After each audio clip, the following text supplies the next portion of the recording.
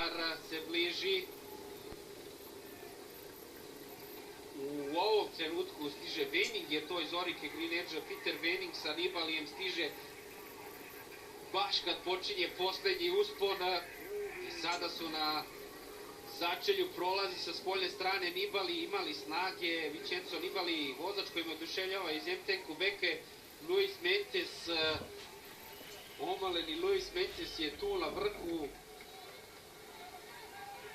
Rui Costa pozadi, broj 84. Roman Kreuziger i evo sada napada prvi Dani Moreno. Luis Mentes to prati, Valverde odmah reaguje.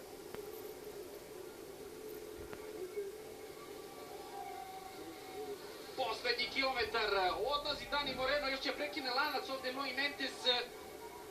Setimo se prošle godine kliznuo na krivini po suvom Daniel Martin. Kakav će ovo sprint biti, Fuchslang je iza Valverde, ne može ovo Luis Mentes da drži. Odlazi Dani Moreno, da li vidi Moreno da je otišao?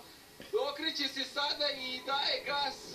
Dani Moreno radi za Rodrigueza ovde, ali vrlo lako može da triumfuje na čitavoj trci. Pobednik Valonske strele, pogledajte šta znači kad ima jakog vozača u svom timu. Svi gledaju Rodrigueza dok odlazi Dani Moreno. Luis Mentes je tu prekinuo lanac, Valverde stao, Dani Moreno odlazi i da li će triumfovati na najstarijem klasiku na svetu. Probedio 2013. Valonsku strelu, 500 metara do cilja, vide ga i gledaju kako odlazi. Valverde sada kreće na sve ili ništa. Fuchslang je iza njega, Kreuziger iza Fuchslanga, Rodriguez. Valverde kreće i pogledajte koju prednost pravi Alejandro Valverde, pustio je Daniela Morena, Rodriguez sada ga lovi. Da li će ovo biti španski podijum? Trenutno 1, 2, 3 Španci, stiže Valverde do Daniela Morena, rekao bih tamo na vreme pred krivinu i sada će uslediti sprint iz ove krivine. Alaphilippe je tu, stiže Rui Costa, prolazi sa spoljne strane, Kreuziger je s unutrašnje strane, Romain Bardet tu s polja.